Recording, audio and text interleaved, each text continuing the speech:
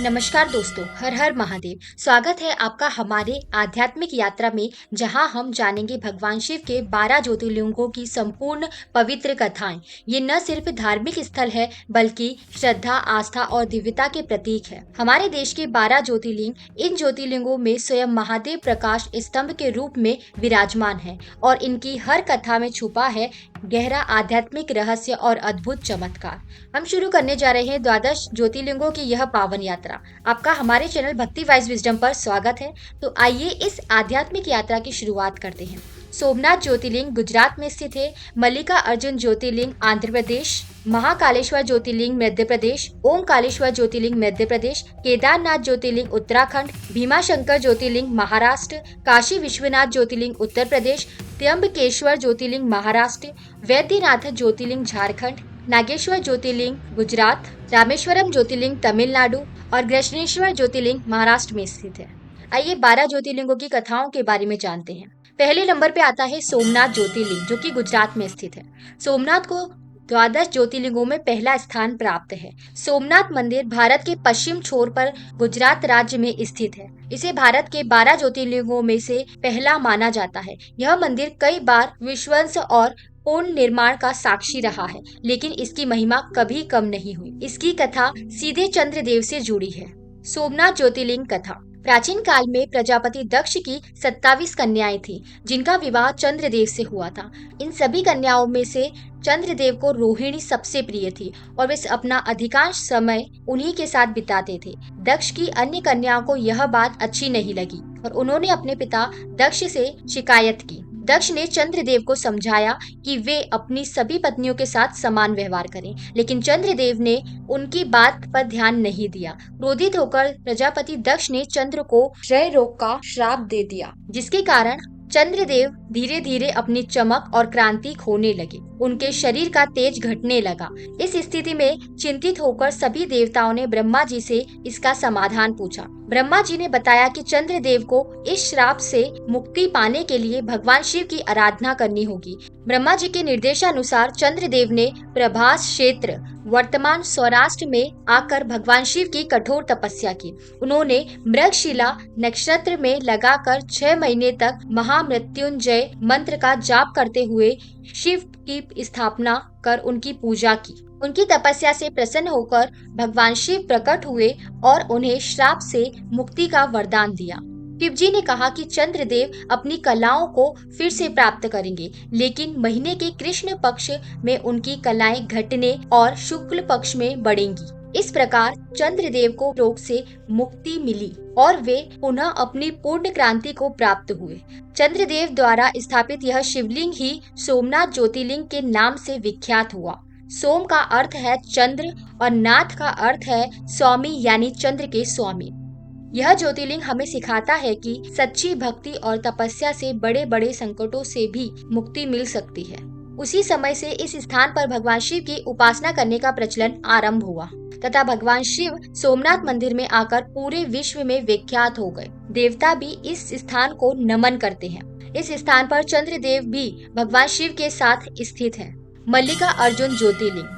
हमारी दूसरी ज्योतिर्लिंग यात्रा हमें दक्षिण भारत के आंध्र प्रदेश में स्थित मल्लिका ज्योतिर्लिंग तक ले जाती है। यह ज्योतिर्लिंग श्री शैलम पर्वत पर स्थित है, जिसे कैलाश के समान पवित्र माना जाता है। इसकी कथा भगवान शिव और माता पार्वती के पुत्रों कार्तिकेय और गणेश से जुड़ी है। कथा। एक बार भगवान शिव और माता पार्वती ने अपने पुत्रों कार्तिकेय और गणेश के विवाह के लिए शर्त रखी। शर्त यह थी कि जो भी पुत्र पृथ्वी की परिक्रमा सबसे पहले करके आएगा, उसका विवाह पहले होगा। कार्तिकेय अपनी मयूर वाहन पर बैठकर तुरंत पृथ्वी की ओर परिक्रमा के लिए निकल पड़े। गणेश जी अपनी बुद्धिमत्ता के लिए जाने जाते हैं। उन्होंने एक अनूठा उपाय सोचा। उन्होंने अपने माता पिता शिव और पार्वती को ही ब्रह्मांड मानकर उनकी 7 बार परिक्रमा की। जब कार्तिकेय पृथ्वी की परिक्रमा करके लौटे तो उन्होंने देखा कि गणेश का विवाह पहले ही सिद्धि और बुद्धि नामक कन्याओं से हो चुका था और उनके 2 पुत्र क्षेम और लाभ भी हो चुके थे। यह देखकर कार्तिकेय अत्यंत क्रोधित और निराश हुए। उन्हें लगा कि उनके साथ अन्याय हुआ है। वे अपने माता पिता से रुष्ट होकर क्रौंच पर्वत पर चले गए। माता पिता ने उन्हें मनाने का बहुत प्रयास किया। पहले शिव जी और पार्वती जी स्वयं गए, फिर एक एक करके सभी देवता कार्तिकेय को मनाने पहुंचे, लेकिन कार्तिकेय नहीं माने। जब कार्तिकेय किसी भी तरह से नहीं माने तो शिव और पार्वती ने यह निर्णय लिया कि वे स्वयं क्रौंच पर्वत पर निवास करेंगे ताकि अपने पुत्र के समीप रह सकें। भगवान शिव ने ज्योतिर्लिंग के रूप में और माता पार्वती ने मल्लिका के रूप में वहां निवास किया। इस प्रकार यह स्थान मल्लिका अर्जुन ज्योतिर्लिंग के नाम से प्रसिद्ध हुआ। मल्लिका का अर्थ है पार्वती और अर्जुन भगवान शिव का एक नाम है। यह ज्योतिर्लिंग माता पिता और संतान के प्रेम और ज्ञान की महत्ता का प्रतीक है। महाकालेश्वर ज्योतिर्लिंग मध्य प्रदेश के उज्जैन शहर में, जहां शिप्रा नदी के तट पर स्थित है, तीसरा ज्योतिर्लिंग महाकालेश्वर। यह एकमात्र ऐसा ज्योतिर्लिंग है जो दक्षिण मुखी है। इसकी कथा एक शिव भक्त राजा और एक बालक की अटूट श्रद्धा से जुड़ी है। कथा प्राचीन काल में अवंती, वर्तमान में इसे उज्जैन कहा जाता है, में चंद्रसेन नामक एक शिव भक्त राजा राज्य करते थे। वे भगवान शिव के परम उपासक थे और उनकी नगरी में शिव भक्ति का बोलबाला था। राजा चंद्रसेन के पास एक अमूल्य मणि थी, जिसे पाने के लिए पड़ोसी राजाओं ने कई बार आक्रमण किए, लेकिन वे सफल नहीं हो सके क्योंकि राजा चंद्रसेन भगवान शिव की कृपा से सुरक्षित थे। इसी समय एक दिन श्रीकर नामक एक ग्वाला बालक ने राजा चंद्रसेन को शिवलिंग की पूजा करते देखा। बालक श्रीकर इतना प्रभावित हुआ कि उसने घर आकर एक पत्थर का टुकड़ा लिया और उसे ही शिवलिंग मानकर उसकी पूजा करने लगा। वह पूरी तरह से शिव भक्ति में लीन हो गया। उसकी माँ ने उसे भोजन के लिए बुलाया, लेकिन वह इतना मग्न था कि उसने अपनी माँ की बात नहीं सुनी। क्रोधित होकर उसकी माँ ने उस पत्थर के टुकड़े को उठाकर फेंक दिया। यह देखकर बालक श्रीकर बहुत दुखी हुआ और जोर जोर से रोने लगा। उसने भगवान शिव से अपनी माँ के इस कार्य के लिए क्षमा मांगी और उनसे पुनः प्रकट होने की प्रार्थना की। बालक की सच्ची और अटूट भक्ति को प्रसन्न होकर भगवान शिव वहां प्रकट हुए और उन्होंने उस पत्थर के टुकड़े को एक दिव्य शिवलिंग में परिवर्तित कर दिया। उसी समय पड़ोसी राजाओं ने अवंती पर आक्रमण कर दिया। जब शिव भक्त राजा चंद्रसेन और अन्य नागरिक भगवान शिव से अपनी रक्षा की प्रार्थना कर रहे थे, तब भगवान शिव ने महाकाल के रूप में वहां प्रकट होकर सभी शत्रुओं का नाश कर दिया। देवताओं और भक्तों की प्रार्थना पर भगवान शिव उसी स्थान पर ज्योतिर्लिंग के रूप में विराजमान हो गए। यह ज्योतिर्लिंग महाकालेश्वर के नाम से प्रसिद्ध हुआ, जिसका अर्थ है काल के भी महाकाल या मृत्यु के विजेता। यह हमें सिखाता है कि सच्ची भक्ति और विश्वास से भगवान स्वयं भक्तों की रक्षा करते हैं।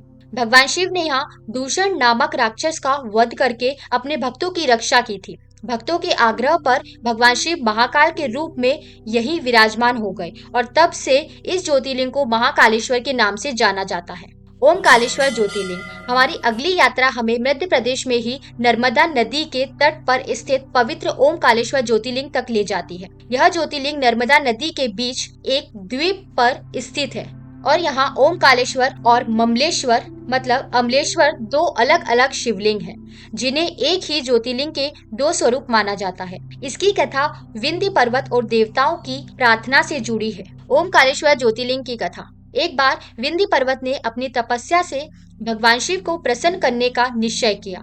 उसने कठोर तपस्या की और पार्थिव शिवलिंग बनाकर उसकी पूजा की। उसकी तपस्या से प्रसन्न होकर भगवान शिव वहां प्रकट हुए। विंध्य पर्वत ने भगवान शिव से प्रार्थना की कि वे उसे सभी पर्वतों में श्रेष्ठ बना दे। भगवान शिव ने उसे यह वरदान दिया। उसी समय वहां उपस्थित देवताओं और ऋषियों ने भी भगवान शिव से प्रार्थना की कि वे इसी स्थान पर ज्योतिर्लिंग के रूप में विराजमान हो जाएं, ताकि सभी भक्त उनके दर्शन कर सकें और उनका कल्याण हो सके। देवताओं की प्रार्थना स्वीकार करते हुए भगवान शिव ने स्वयं को दो भागों में विभाजित कर लिया। एक भाग ओमकालेश्वर ज्योतिर्लिंग के रूप में और दूसरा भाग अमलेश्वर ज्योतिर्लिंग के रूप में प्रकट हुआ। ओमकालेश्वर शिवलिंग ओम के आकार का है, जो ब्रह्मांड की ध्वनि और सृष्टि का प्रतीक है। यह ज्योतिर्लिंग हमें भगवान शिव की सर्वव्यापकता और भक्तों की इच्छाओं को पूर्ण करने की उनकी कृपा का स्मरण कराता है। नर्मदा नदी, जिसे रेवा भी कहा जाता है, इस स्थान को और भी पवित्र बनाती है। यहाँ स्नान करने और ज्योतिर्लिंग के दर्शन करने से ही भक्तों को मोक्ष की प्राप्ति होती है। केदारनाथ ज्योतिर्लिंग, उत्तराखंड।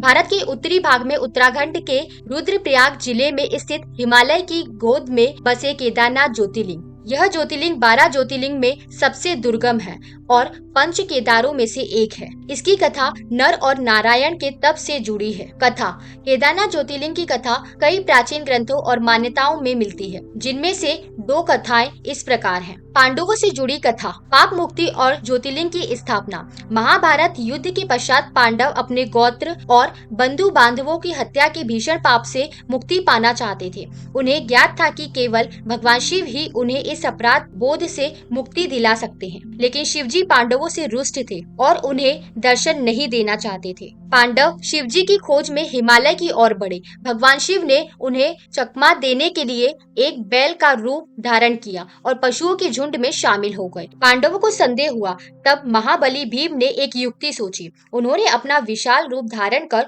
दो पहाड़ों पर पैर फैला दिए, जिससे सारे पशु तो उनके पैरों के नीचे से निकल गए, लेकिन बैल रूपी शिवजी ने निकलने से इनकार कर दिया। भीम ने बलपूर्वक उस बैल को पकड़ना चाहा तो वह भूमि में समाने लगे। हालांकि भीम ने बैल की त्रिकोणात्मक पीठ का भाग कसकर पकड़ लिया। पांडवों की भक्ति और दृढ़ संकल्प को देखकर भगवान शंकर प्रसन्न हुए। उन्होंने तत्काल पांडवों को दर्शन दिए और उन्हें उनके पापों से मुक्त कर दिया। पांडवों ने भगवान शिव से प्रार्थना की कि वे दृढ़ रूप में यहीं रहे, ताकि अन्य भक्त भी उनके दर्शन कर सके।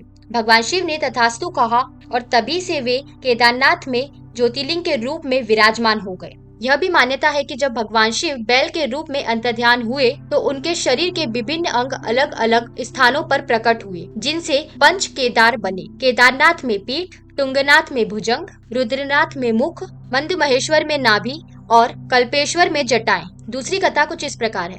नर नारायण ऋषि की तपस्या से जुड़ी कथा, वरदान से प्रकट हुए महादेव। एक अन्य पौराणिक कथा के अनुसार हिमालय के केदार श्रृंग पर भगवान विष्णु के अवतार नर और नारायण ऋषि घोर तपस्या करते थे। वे प्रतिदिन मिट्टी से पार्थिव शिवलिंग बनाकर भगवान शिव का पूजन करते थे और उनका ध्यान करते थे। उनकी भक्ति और आराधना से भगवान शंकर अत्यंत प्रसन्न हुए। जब शिवजी ने प्रकट होकर नर और नारायण से वरदान मांगने को कहा तो उन्होंने प्रार्थना की कि भगवान शिव ज्योतिर्लिंग के रूप में सदा के लिए इसी स्थान पर वास करें, ताकि भक्तों को उनके दर्शन और आशीर्वाद मिल सके। उनकी प्रार्थना को स्वीकार करते हुए भगवान शिव ज्योतिर्लिंग के रूप में वही विराजमान हो गए। तभी से यह स्थान केदारेश्वर ज्योतिर्लिंग के नाम से प्रसिद्ध हुआ। 2013 की केदारनाथ आपदा में मंदिर के आसपास का क्षेत्र पूरी तरह से तबाह हो गया था, लेकिन मंदिर स्वयं विशेष रूप से शिवलिंग आश्चर्यजनक रूप से सुरक्षित रहा। स्थानीय लोगों और भक्तों का मानना है कि यह भगवान शिव की कृपा और एक चट्टान के चमत्कारिक हस्तक्षेप के कारण हुआ, जिसने मंदिर को बाढ़ के पानी से बचाया। भीमाशंकर ज्योतिर्लिंग। हमारी छठी यात्रा हमें महाराष्ट्र के पुणे जिले में सहयाद्री पर्वतमाला में स्थित घने जंगलों के बीच बसे भीमाशंकर ज्योतिर्लिंग तक ले जाती है। यह ज्योतिर्लिंग भीमा नदी के उद्गम स्थल के पास स्थित है। इसकी कथा भीम नामक राक्षस और देवताओं के संकट से जुड़ी है। भीमाशंकर ज्योतिर्लिंग की कथा। प्राचीन काल में कुंभकर्ण का एक पुत्र था जिसका नाम था भीम। उसकी माता का नाम करकटी था। भीम बहुत ही पराक्रमी और क्रूर राक्षस था। उसे अपने पिता कुंभकर्ण के वध का बदला भगवान विष्णु से लेना था। उसने ब्रह्मा जी की कठोर तपस्या की और उनसे अजय होने का वरदान प्राप्त किया। वरदान पाकर वह अत्यंत अहंकारी हो गया और उसने तीनों लोकों में हाहाकार मचा दिया। उसने देवताओं और ऋषियों को परेशान करना शुरू कर दिया। उसने कामरूप देश के एक शिव भक्त राजा दुर्शिण को भी बंदी बना लिया और उन्हें शिव पूजा करने से रोक दिया। राजा दुर्शिण भगवान शिव के परम भक्त थे और वे अपनी कारागार में भी पार्थिव शिवलिंग बनाकर भगवान शिव की पूजा करते थे। जब देवताओं और ऋषियों ने भीम के अत्याचारों से त्रस्त होकर भगवान शिव से प्रार्थना की तो भगवान शिव क्रोधित हो गए। उसी समय भीम राक्षस राजा दुर्शिण को मारने के लिए आया और उसने देखा कि राजा पार्थिव शिवलिंग की पूजा कर रहा है। भीम ने उस शिवलिंग को तोड़ने का प्रयास किया। तभी भगवान शिव उस शिवलिंग से प्रकट हुए और उन्होंने राक्षस का वध कर दिया।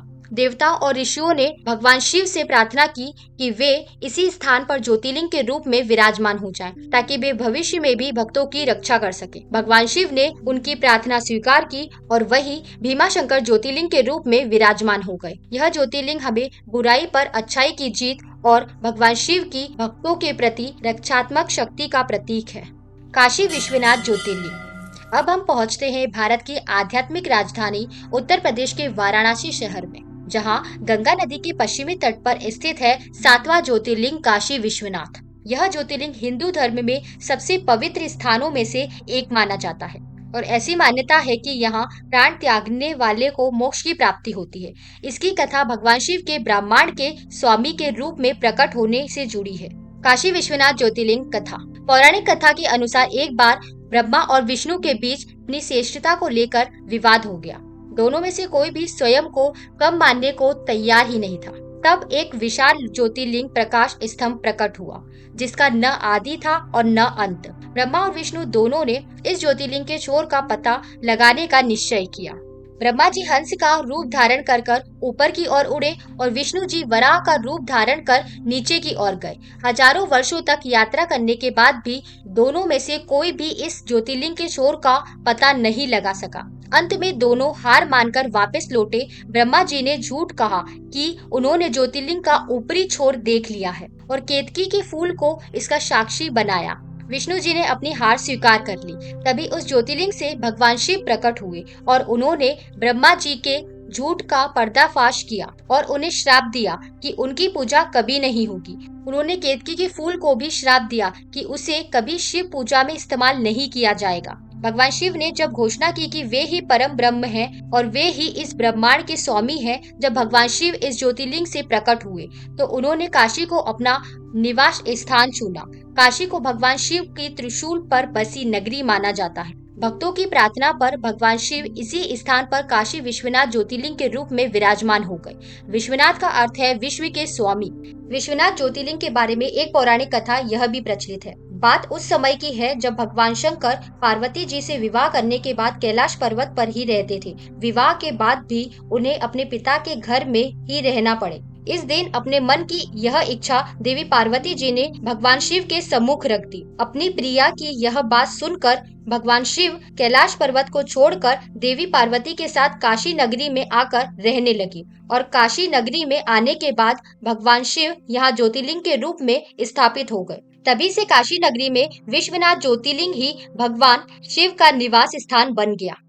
त्र्यंबकेश्वर ज्योतिर्लिंग। त्र्यंबकेश्वर ज्योतिर्लिंग महाराष्ट्र के नासिक जिले में ब्रह्मगिरी पर्वत की तलहटी में स्थित है और इसे भगवान शिव के 12 ज्योतिर्लिंग में से एक माना जाता है। इसकी सबसे बड़ी विशेषता यह है कि यहाँ के शिवलिंग में ब्रह्मा, विष्णु और महेश तीनों देवों का वास माना जाता है। आइए जानते हैं इससे जुड़ी पौराणिक कथा। पौराणिक कथा के अनुसार प्राचीन काल में ब्रह्मगिरी पर्वत पर गौतम ऋषि अपनी पत्नी अहल्या के साथ रहते थे।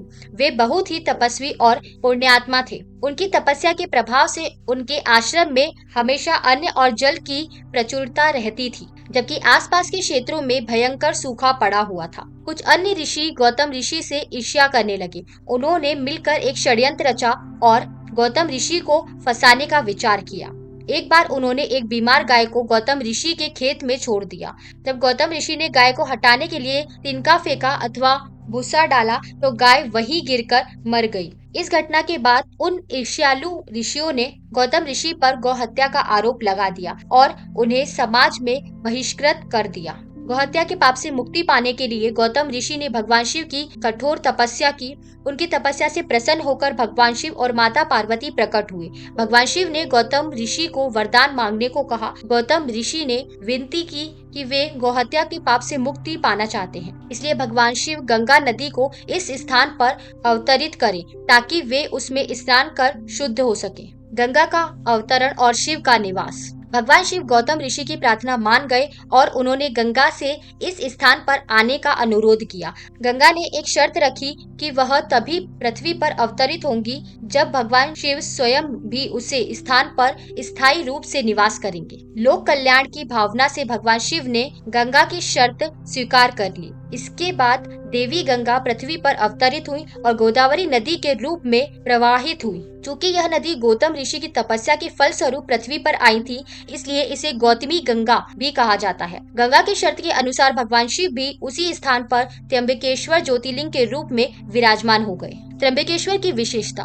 त्र्यंबकेश्वर ज्योतिर्लिंग की सबसे अनूठी विशेषता यह है कि यहाँ ज्योतिर्लिंग के भीतर ब्रह्मा, विष्णु और महेश तीनों देवताओं के 3 छोटे छोटे लिंग विद्यमान हैं। यही कारण है कि इस ज्योतिर्लिंग को त्र्यंबक मतलब कि त्रिअंबक अर्थात तीन आंखों या तीन देवों का स्वरूप कहा जाता है। इस ज्योतिर्लिंग के दर्शन से तीनों देवताओं का आशीर्वाद प्राप्त होता है और सभी पापों का नाश होता है। यह स्थान काल सर्प दोष और पितृ दोष की शांति के लिए भी एक महत्वपूर्ण स्थल माना जाता है। यह पौराणिक कथा त्र्यंबकेश्वर ज्योतिर्लिंग के उद्भव और उसके अद्वितीय महत्व को दर्शाती है, जहां भगवान शिव के भक्तों के कल्याण के लिए तीनों देवों के संयुक्त स्वरूप में निवास करना स्वीकार किया। वैद्यनाथ ज्योतिर्लिंग। हमारी 9वीं ज्योतिर्लिंग यात्रा हमें झारखंड के देवघर शहर में स्थित देवनाथ ज्योतिर्लिंग तक ले जाती है, जिसे बाबा धाम के नाम से भी जाना जाता है। यह ज्योतिर्लिंग भक्तों को रोगों से मुक्ति और मनोकामना पूर्ति का आशीर्वाद देता है। इसकी कथा लंकापति रावण और भगवान शिव के वरदान से जुड़ी है। वैद्यनाथ ज्योतिर्लिंग कथा। पौराणिक कथा के अनुसार लंकापति रावण भगवान शिव का परम भक्त था। वह अमृत प्राप्त करना चाहता था और इसके लिए उसने भगवान शिव को प्रसन्न करने के लिए कठोर तपस्या की। उसने अपने सिर काटकर शिव को अर्पित करना शुरू कर दिया। जब वह अपना 10वां सिर काटने वाला था, तब भगवान शिव प्रकट हुए और उसे रोक दिया। भगवान शिव ने रावण से वरदान मांगने को कहा। रावण ने भगवान शिव से प्रार्थना की कि वे उनके साथ लंका चले, ताकि वह अमर हो सके और कोई भी उसे पराजित न कर सके। भगवान शिव ने उसे एक शिवलिंग दिया और कहा कि इसे लंका ले जाओ, लेकिन ध्यान रहे कि इसे रास्ते में कहीं भी भूमि पर न रखना। यदि तुमने ऐसा किया तो यह वही स्थापित हो जाएगा। रावण शिवलिंग लेकर लंका की ओर चला। रास्ते में उसे लघु शंका लगी। उसने एक ग्वाले, जो वास्तव में भगवान विष्णु थे, को देखा और उसने शिवलिंग पकड़ने का अनुरोध किया। ग्वाले ने रावण की बात मान ली, लेकिन जब रावण को लौटने में देर हुई तो ग्वाले ने शिवलिंग को भूमि पर रख दिया। जब रावण वापस आया तो उसने देखा कि शिवलिंग भूमि पर स्थापित हो गया है और वह उसे उठा नहीं पा रहा है। रावण ने बहुत प्रयास किया, लेकिन शिवलिंग हिला नहीं पाया। क्रोधित होकर रावण ने उस शिवलिंग को अपने अंगूठे से दबा दिया, जिससे यह थोड़ा टेढ़ा हो गया। इसी कारण इस ज्योतिर्लिंग को रावणेश्वरम भी कहा जाता है। देवताओं ने इस घटना को देखा और वे प्रसन्न हुए कि शिवलिंग लंका नहीं पहुंच पाया। उन्होंने भगवान शिव से प्रार्थना की कि वे इसी स्थान पर ज्योतिर्लिंग के रूप में विराजमान हो जाएं, ताकि भक्तों का कल्याण हो सके। भगवान शिव ने उनकी प्रार्थना स्वीकार की और वहां वैद्यनाथन ज्योतिर्लिंग के रूप में विराजमान हो गए। वैद्यनाथन का अर्थ है चिकित्सकों के स्वामी, क्योंकि यह ज्योतिर्लिंग भक्तों को रोगों से मुक्ति दिलाता है। नागेश्वर ज्योतिर्लिंग। हमारी 10वीं ज्योतिर्लिंग यात्रा हमें गुजरात के द्वारका के पास स्थित नागेश्वर ज्योतिर्लिंग तक ले जाती है। यह ज्योतिर्लिंग भगवान शिव के नागों के स्वामी स्वरूप को समर्पित है। इसकी कथा दारुक नामक राक्षस और एक शिव भक्त सुप्रिया से जुड़ी है। नागेश्वर ज्योतिर्लिंग कथा।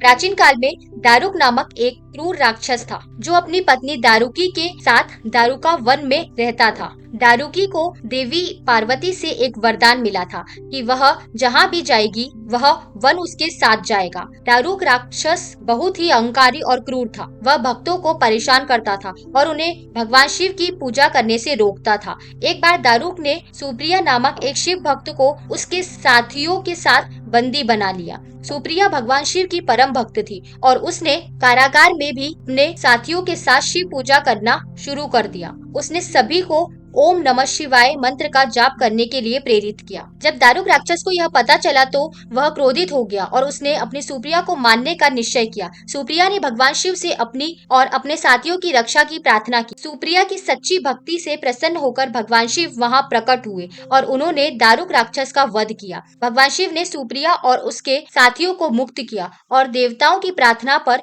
वे उसी स्थान पर ज्योतिर्लिंग के रूप में विराजमान हो गए। यह ज्योतिर्लिंग नागेश्वर के नाम से प्रसिद्ध हुआ, जिसका अर्थ है नागों के स्वामी। यह ज्योतिर्लिंग हमें भगवान शिव की भक्तों के प्रति रक्षात्मक शक्ति और बुराई पर अच्छाई की जीत का प्रतीक है। रामेश्वरम ज्योतिर्लिंग। हमारी 11वीं ज्योतिर्लिंग यात्रा हमें दक्षिण भारत के तमिलनाडु में स्थित पवित्र रामेश्वरम ज्योतिर्लिंग तक ले जाती है। यह ज्योतिर्लिंग बंगाल की खाड़ी और मन्नार की खाड़ी के संगम पर स्थित है। रामेश्वरम ज्योतिर्लिंग कथा। पौराणिक कथा के अनुसार जब भगवान राम लंकापति रावण का वध करके लौटे तो उन्हें ब्रह्म हत्या और रावण, जो एक ब्राह्मण था, के वध का पाप लगा। इस पाप से मुक्ति पाने के लिए भगवान राम ने ऋषि मुनियों से उपाय पूछा। ऋषियों ने उन्हें भगवान शिव की आराधना करने और शिवलिंग स्थापित कर उसकी पूजा करने का सुझाव दिया। भगवान राम ने हनुमान जी को कैलाश पर्वत से एक शिवलिंग लाने के लिए भेजा, लेकिन हनुमान जी को लौटने में देर हो गई थी। शुभ मुहूर्त निकल रहा था, इसलिए माता सीता ने समुद्र तट की रेत से एक शिवलिंग का निर्माण किया और भगवान राम ने इसी शिवलिंग की पूजा की। यह शिवलिंग रामलिंगम के नाम से प्रसिद्ध हुआ। जब हनुमान जी कैलाश से शिवलिंग, जिसे शिवलिंगम कहा जाता है, लेकर लौटे तो उन्होंने देखा कि पूजा पहले ही हो चुकी है। हनुमान जी को थोड़ा दुख हुआ। भगवान राम ने हनुमान जी को समझाया और उन्हें सम्मान देते हुए कहा कि जो भी भक्त पहले रामलिंगम के दर्शन करेगा उसे विश्वलिंगम के भी दर्शन करने होंगे। इस प्रकार भगवान राम द्वारा